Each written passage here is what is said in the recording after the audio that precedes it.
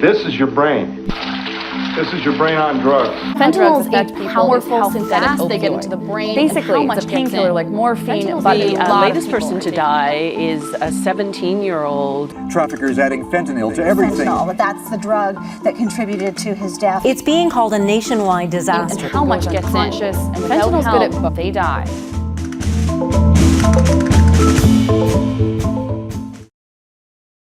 A supervised injection site is a space where people can come indoors and bring their own drugs that they've bought on the illegal drug market generally. But they are given access to clean equipment, a wide variety of equipment, and they are asked what drugs they're bringing in generally. And that's for the purpose of observing them while they're using so that we know how to respond if it looks like somebody is at risk of overdose. I was in Baltimore at a conference and they said, yeah, all our fentanyl comes from you people. What do you mean? From Toronto. And again, I'm like, what do you mean? Fentanyl powder? And at the time, 2 years ago, fentanyl powder, I never see fentanyl powder. It made them look like Oxycontins. And they even stamped them the same way that you would an Oxycontin.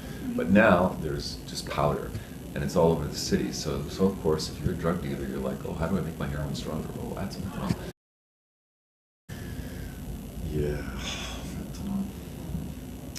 Yeah, it seemed, from my perspective, it seemed like a year or two ago, fentanyl was sort of around. Fentanyl patches, it started with patches, right? Yeah.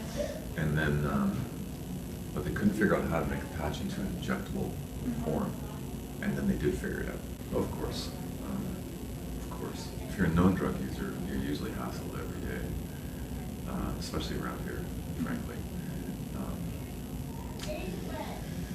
You know, drug use is not just this little silo over here, right? There's so many other factors that go into someone's life. So a lot of times our clients tend to be homeless, on welfare, either homeless or inadequately housed, or staying in hostels, or, wandering around the streets all day.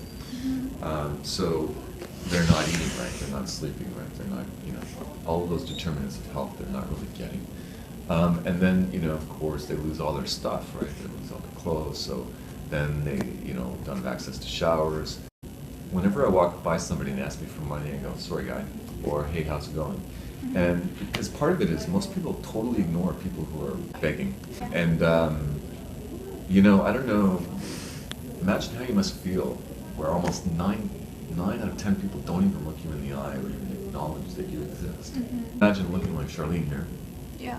And going to a hospital and asking, have a really sore elbow and in pain. Well, it's all about you're seeking drugs. Well, no, actually, her elbow has a huge abscess on it and it hurts like a bastard, and meds would be appropriate. But because she looks like she's on the street, because she looks like a drug user, because she might even identify herself as a drug user, they're not going to serve her, they're not going to give her drugs, they're going to ask her to leave. Yes, in fact, in the next 2 weeks, we're probably going to hear that we got funding. So we've been working on this for at least a couple of years now. So we've put in proposals to the government. They've pretty much said yes.